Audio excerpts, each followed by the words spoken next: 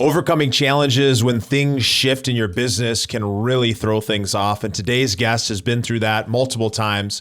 And we dive into how you can overcome that, how you can change your mindset around it, and some examples of exactly how he's been able to make some big shifts in his business, in his construction business, in his real estate business, and diversifying his portfolio. We're going to get into that and more in just a second. So let's get right to it. This is the Investor Mindset Podcast. All right, guys, welcome back to the Investor Mindset Podcast. I'm your host, Stephen Pesavento, and today I'm very excited. I have in the studio Jerome Maldonado, who is incredible. If you're not familiar with Jerome, we're definitely going to get into it. How are you doing today, Jerome? I'm doing well. Thank you, Stephen. Really appreciate you having me and excited to talk to everybody today. Well, I'm excited to get into it. We're going to cover a lot of really good things. If you guys don't know, Jerome is a very highly successful real estate investor and entrepreneur. You know, over a 20-year career, he's been able to build up a 9-figure empire in construction, investing, and multiple other verticals. We're going to dive a lot into how he came up. We're going to talk about construction. We're going to talk about some big takeaways that you can improve your investing business just through some of these strategies that he's using on the construction side and how he's built his business. So if you're ready, Jerome, let's get into it. Yeah, let's do it. All right. So before we jump into the present and talk about all these strategies that have really made a huge difference for you and your clients, I want to talk about looking back. What events or influences from your childhood shaped who you are today? There's a lot of them. You know, I think we all have so many events that shape us. My mom was a big integral part of my mom and dad, but my mom really was like that push fire. You know, I was a dyslexic kid, struggled in school growing up all the way through into high school. Even in college, I struggled. And I had to work harder than everybody. And I hated the kids that ruined the curve because I'd study. And, you know, and I being dyslexic, I didn't know I was dyslexic till my senior year in college. I finally went and got tested. And then it all made sense, right? I should have done it before the age of 22, but I didn't. And I struggled through school. And my mom was the push fire that would just keep pushing me. And I was lucky enough to grow up around a lot of boy cousins. And we grew up in an atmosphere that was very competitive, to say the least.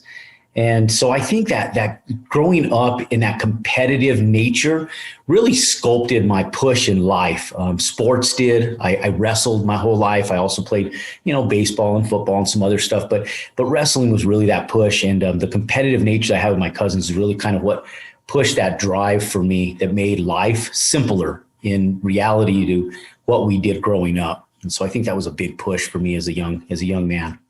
Yeah, it's huge. I mean, when you grow up and you're struggling with any kind of learning disability or, you know, you're slow with anything, I can totally relate. I was exactly the same way. Fortunately, you end up learning strategies to be able to overcome that. But it's so true that when you can get physical, when you can go and do something that you're really good at, you can end up, you know, getting that drive. And it's clear that through wrestling, I also was a wrestler when I was, you know, pre-high school back in the day. So I can definitely relate there. But if we kind of look forward to the businesses that you've built, I want to kind of talk, obviously today, you're at a point where you're syndicating, you're doing construction, you're building and partnering with syndicators and doing some really amazing things with some of your clients. But talk to me about how you got here. I know you've really built up this experience over a long career, and I want to dive into that. Sure. So business wasn't easy in the beginning, Stephen. I mean, I was like any wishful kid, right? I was in college. Business got introduced to me through the means of network marketing. I struggled. I was horrible at it. I mean, hands down, I was not good at it. It took me about 3 years of personal growth, really is what it was my mindset on a lot of stuff. And it's just the way we're raised. Almost all of us, almost everybody watching this is raised the same way, just through our educational system. Our parents are stubborn and pushing us just to get a good education, go get a job. And I was the black sheep. You know, I was bought hook, line, and sinker when I saw network marketing and the opportunities to be self-employed. But I struggled, and so much so that I didn't want to fail because I felt like I ran my mouth as a young adult, and I just didn't want to be. I hated being wrong at anything that I was doing, and so I just kept pushing at it. And 3 years into my network marketing career, I finally figured it out, and I started doing well. In my young 20s, back in the mid 90s, I was making a couple $100,000 a year, very successful at that time. And I felt it, but I did things wrong, like most kids do. I spent on dumb things, bought a lot of nice cars and fancy houses on the lake and this, that, and the other, traveling everywhere. And then things came to a halt. The FTC made some changes in 1997, and it hindered our business. And so I was kind of in limbo, trying to figure things out, went back to college to try to fall back on something. And in that interim time, my brother-in-law introduced me to construction because his boss went out of business, and I went and got my license, not knowing I'd be in construction right now at this day and age. But what ended up happening was he didn't show up for his license. I did. I knew how to market through the means of network marketing. And I started just bidding jobs. And I had this attitude that I really had nothing to lose in life. I felt like I'd already lost a lot, almost everything outside of my health. And I really just I was on a forward path of going, okay, Jerome, you got to figure stuff out, and you got everything in the world to gain. And I went at it with that attitude, and I put my head down and I went to work. And my goal at that time, Stephen, was nothing more than I got to make $1,000 a day, because that's what I was netting in network marketing, right? If I worked a 5-day week and I made $1,000 a day, it's $20,000 a month. And that's kind of where my mindset was. And so when I got into construction, I didn't realize there was that much money in it. And I started bidding jobs, and I was landing projects that I was underbidding people on and still making a really affluent income. And I sat back and said, look, if I can scale this and I can put crews together, and every crew I can make $1,000 a day. And it was that stupid simple was how do I monetize this to make $1,000 a day per crew? And I had one crew at the time. And so I started bidding projects like that. And that was my business model. I would figure out all my materials, all my labor, all my expenses, and I'd add $1,000 to it for every day that we were on that project. And that's how I bid projects. And it worked. And so when I started figuring out the business, I started to scale it. And only a year into it, I was always very ambitious. I always wanted more in life. And more so because I think I had a chip on my shoulder. And in fact, I know I had a chip on my shoulder. I felt like I had something to prove to everybody, because I had struggled so much in my younger years that I felt like I had something to prove to myself, that I had the ability to attain stuff that other people that I saw that I thought were better than me or more affluent than me, that they achieved. And I felt like, okay, why can't I do that? And so I felt like I had this chip on my shoulder, and I did it so much so that I just wanted to prove to myself more than anybody, but then also everybody else, that I was able to do it, one, but two, that Jerome was worthy of everything that everybody else that was doing well in life was also worthy of, right? So I kind of went after it in that direction, and I drove myself, and I was consistent, and I worked hard. And within a couple of years into building and working in the construction trade, I started investing. I didn't want to lose the money ever again that I had made and the business that I had built. If something happened, I wanted to be in a position where I owned something. And the only thing that I knew of at that time that I could buy that seemed to fit that mold was a piece of real estate, a house, a single family home, a rental home. I figured if I could buy a house and I could rent it, I had an asset. And with that asset, I felt like I had protection in my long-term life as far as retirement and so forth. So it wasn't really that I was going after it as hey, I'm going to be a real estate person.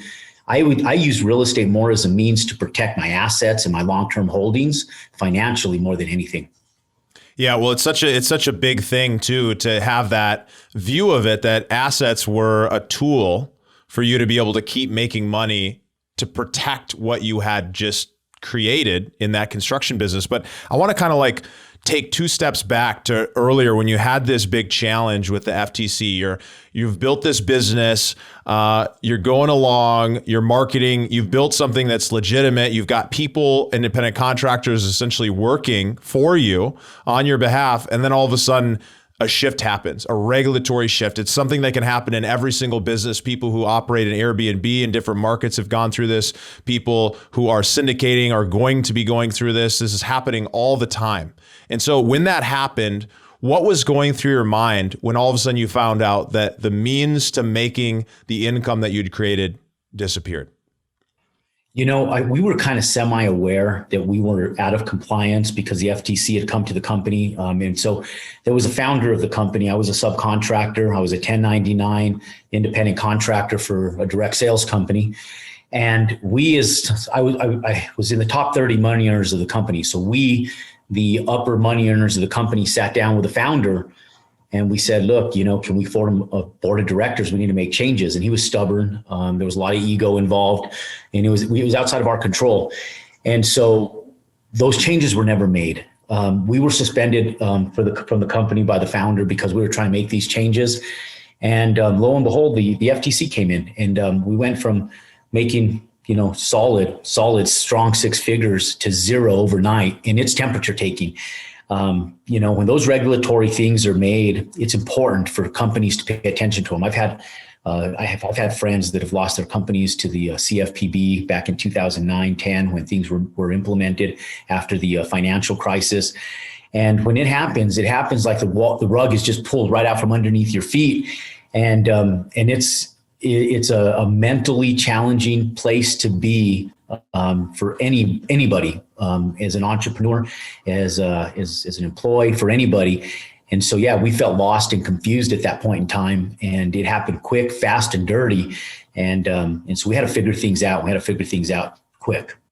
Yeah. And you got to shift, you've got to pivot, you got to make that motion happen. And obviously you could see the writing on the wall, and many people do, but these kind of regulatory shifts happen in every single industry. And so, when people are coming up in the real estate game, you hear a lot about fear of, doing something the wrong way or making a mistake along the way. Should people have that kind of fear? How can they overcome when they hear a story like yours that the spigot just turned off? How can they overcome that and not let that hold them back from taking action and doing what you've done?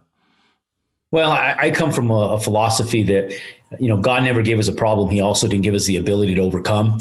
And I'll tell you, there's always a solution. I got in a really bad car accident as a kid in my senior year in high school. And I remember, three of my best friends were my cousin and two of my best friends, and no one lost their lives, but they were injured very bad at the time.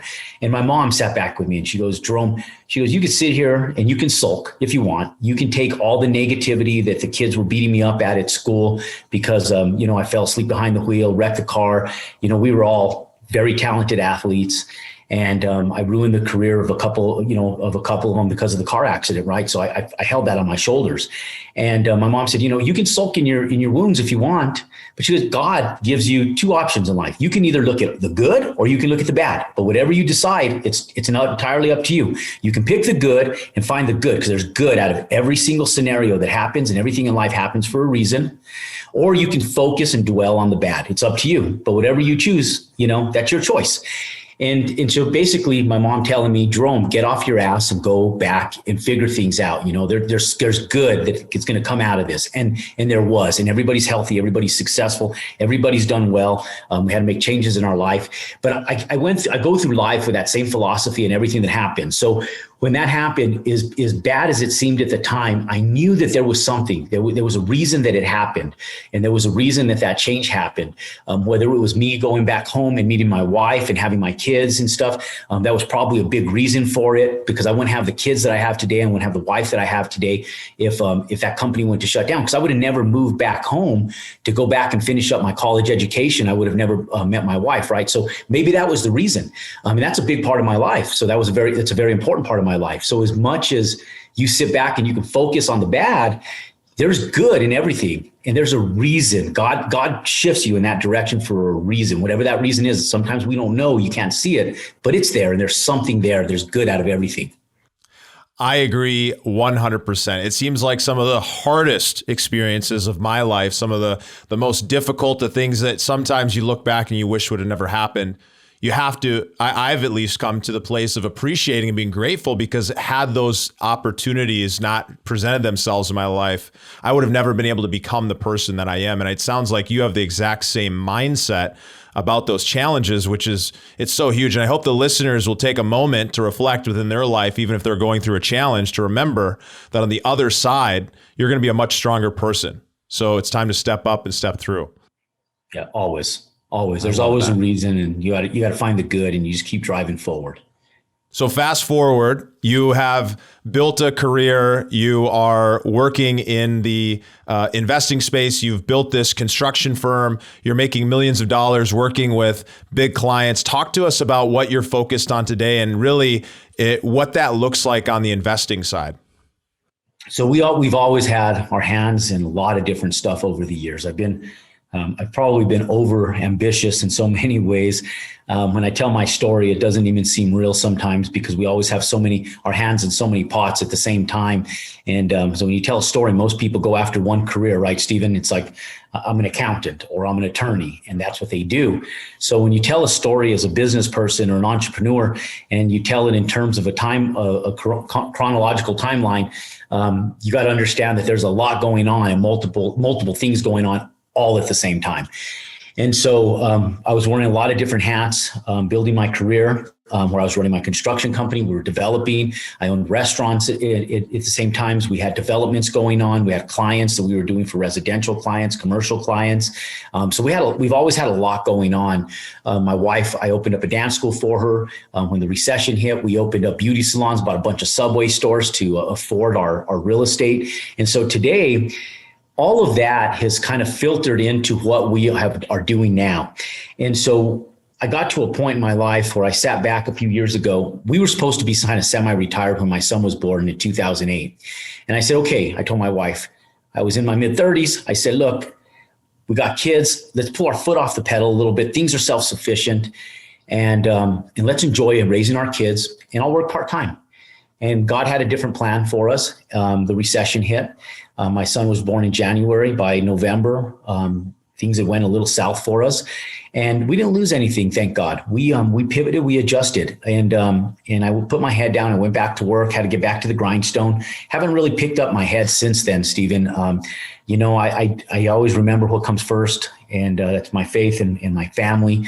But work's really important. It sits right up there in spot number 3, solid and strong for sure. And I sit back and I look at where we pivoted from 2010 to now, and where we were focusing a lot on retail and construction. I wanted out of the construction industry since the day I got in because it's a high stress industry and it's a lot of work, but it's been a lot of cash flow, and it's been a huge asset to everything that we've built. Without the stress of the construction company, I could not have built what I've built to this day without it. So I think there's a lot of people, a lot of listeners that are always trying to get out of their job. I know that for me, I run into a lot of people that aspire to be entrepreneurs or aspire to have a full-time business to be able to get out of their 9-to-5. And I used to look at it different when I was younger. And I look at it now and I say, there's a sacrifice when you don't come from money, which the mass majority of people don't. There's a sacrifice, right, that you got to pay. And my sacrifice has been, I've had to put in the time to my companies. And yes, I've been very blessed and fortunate to have companies that do millions of dollars a year in business. And we're able to take that home and put that in our bank accounts each year and invest it into growing. And we've been able to do that. But for a lot of people, they don't think in that fashion. They're trying to always find an exit out of it. And I was too. I'm guilty as charged. But that's been a huge asset for us. And even to this day, it's allowed us to set up all our partnerships and what we're doing. Now, at this point in our career, we are starting to work on exiting out of that. But it's been a 25 plus year, over 25 years of hard grindstone work to get there, right? And what we did is we took and deployed money into different asset classes of real estate. And we have developments and partners now. I never did partnerships back in the day. 3 or 4 years ago, I sat back and told my wife, look, we're going to work forever unless we partner with the right people and we trust people. I can't be the sole owner of everything anymore, or we're going to always be married to this business. So Stephen, one of the big pivots that we made 4 years ago was the commitment to partner with good people. And so one of my partners is Ty Lopez and Dr. Alex Meir. I am a minority owner of Pier 1 Imports, Radio Shack. We bought them out of bankruptcy, Model Sporting Goods, Linen and Things, the Franklin Mint, all of Dress Barn, all of those. And we partnered with a company called Retail E-commerce Ventures. And I actually run a company called ESR, E-commerce Supporting Real Estate. And so I run all of the real estate end of that. And that's just one of many businesses that I run and facilitate still. But it's a partnership with Ty Lopez. And we have holdings in Puerto Rico, where we're building big, massive luxury estates out there right now. It's a little niche market that we're hitting. And we own a lot of real estate in the industrial warehouse space. And the means behind that is to support the growth of e-commerce, right? The need for that warehouse space for distribution. So we're doing that. And then I have my own companies and developments. I partnered with a gentleman named Kyle Mitchell. He's a syndicator, does multifamily syndication. I own multifamily apartment complexes that I didn't syndicate. I own them, I bought them, and they're in our holding portfolios. But I sat back and said, okay, I need a partner with somebody that I trust that's good. And Kyle was somebody that fit that mold. We built a relationship over the course of a few years. I watched what he did. I respected it. And so now we're partnered in being able to go out and buy distressed hotel brands and rezone them, reposition them, and turn them into multifamily. And so we're syndicating on those ones as well. And then we have developments going on in other states like Washington State. I got another business partner named Ramez. And Ramez was a successful builder doing one single home a year, and we scaled it. We're doing a 24-unit development in a really dense community. We're building out dense developments. And then we have all our other stuff that we still do here in New Mexico and in Arizona. So in a nutshell, that's everything that we have going on, and that's what we've scaled to this day. And so pretty exciting stuff. It's such a good reminder about building a real diversified portfolio, because over the years, you've obviously had all this experience. You've been in construction, you've been in sales, you've been in marketing, you've gone down this path of being able to build this set of skills. And now you're coming forward and recognizing the power of partnership. I've always been a big believer of partnering with experts, going out and finding people who are the best at what they do and letting them do that part of the partnership. You know, I've got a set of skills, you've got a set of skills, he and she has a set of skills. So I think that is such a beautiful development in your mindset about how you can actually go and do much more effectively by being able to bring in partners for every single piece of that process. So I think that is a huge takeaway. I hope listeners will recognize that you don't need to go and do everything. And that sometimes when you're in your career, that's exactly where you need to be. I talk to folks on a regular basis who are looking to get out of real estate, they're looking to get out of their careers so they can get into real estate, or they're trying to figure out like some other path that they want to go down. But many of them are really good at what they do and they're high income earners. And oftentimes I say, well, how can you actually find a way to fall even more in love with what it is that you do every day? So you can take those checks, you can invest in real estate, and you can really start building multiple streams of income, which is something you've clearly been able to do. So obviously we've been able to dive in deep on a lot of things here today, but before we go, I really want to get some of these best practices when it comes to the construction side of the business. You're somebody who's been able to build a business operating at a high level, with high level clients, and the processes and systems are the key to success when it comes to construction. And so talk to us a little bit about how up and coming or emerging syndicators or others who've been in the business for a long time, what are some of those strategies or tactics that can end up really making a big difference in their business? For syndicators, and this is important, really, really important. And this is where my partnership comes in strong with a lot of my partners.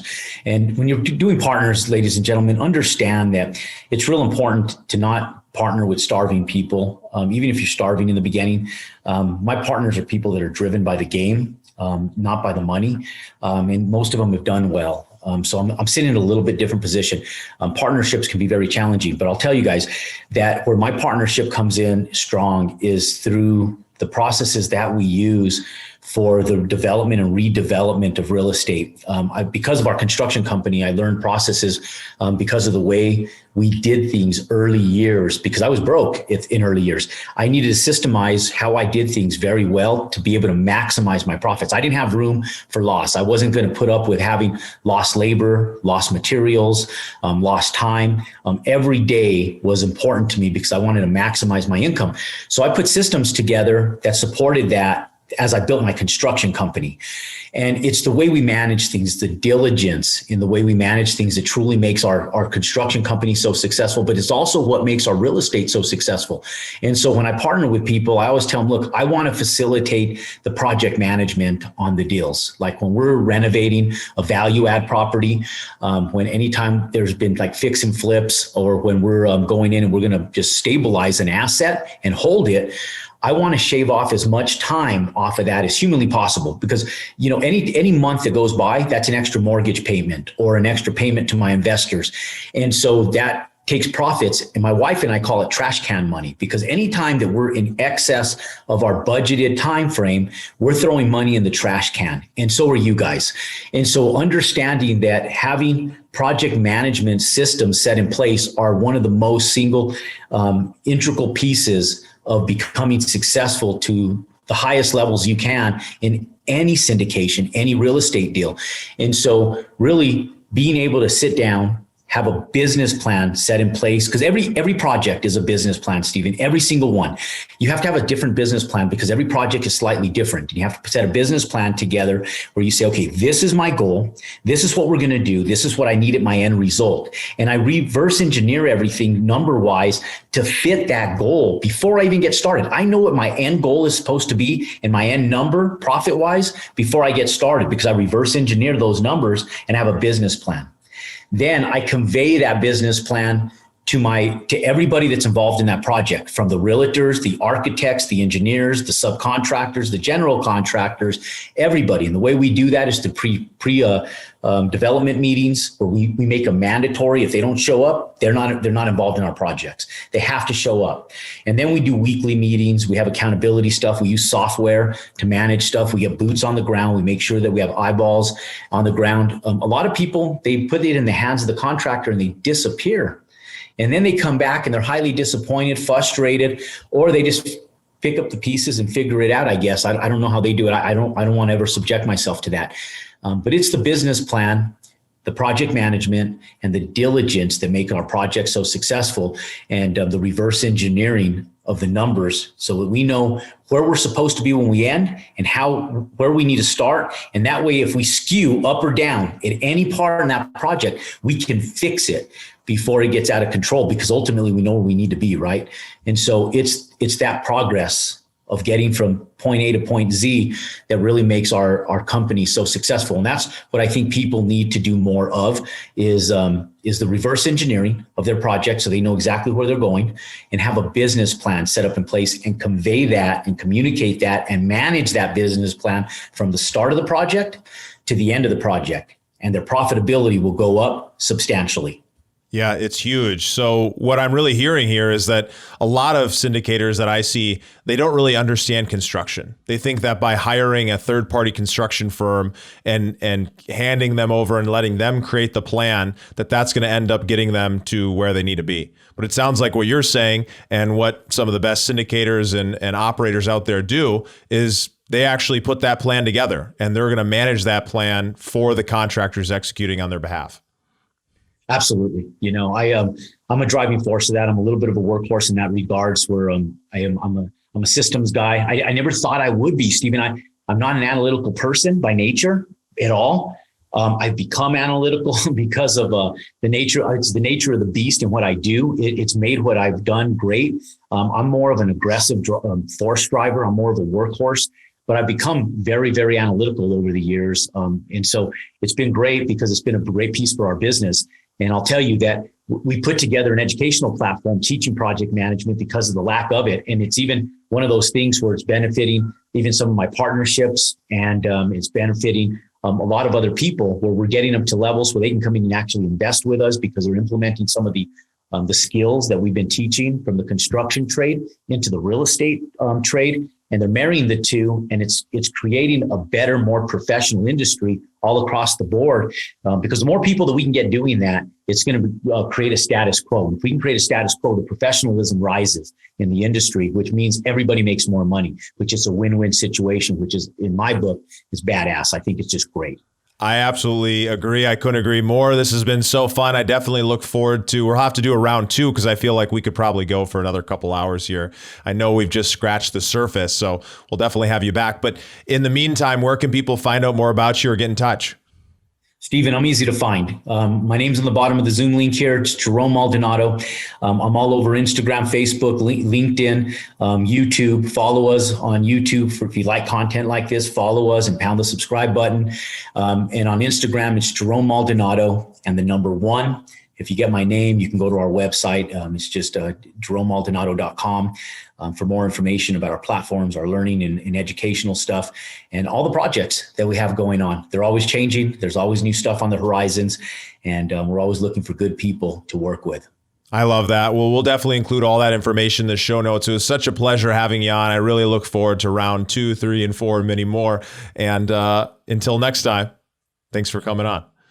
Stephen, thank you. Really appreciate you and really appreciate your platform putting this together. And thank you so much for your time. Thank you to all your listeners out there as well. Today's episode is sponsored by Von Finch Capital. If you're interested in investing alongside me in the same type of real estate opportunities that I personally invest in, then head over to Von Finch Capital and join their private investor network. You can do so at vonfinch.com/invest. Join me on that next deal, and I look forward to seeing you on the inside. Thank you for listening to the Investor Mindset Podcast. If you like what you heard, make sure to rate, review, subscribe, and share with a friend. Head over to theinvestormindset.com to join the Insider Club, where we share tools and strategies from the top investors and entrepreneurs on how to take it to the next level.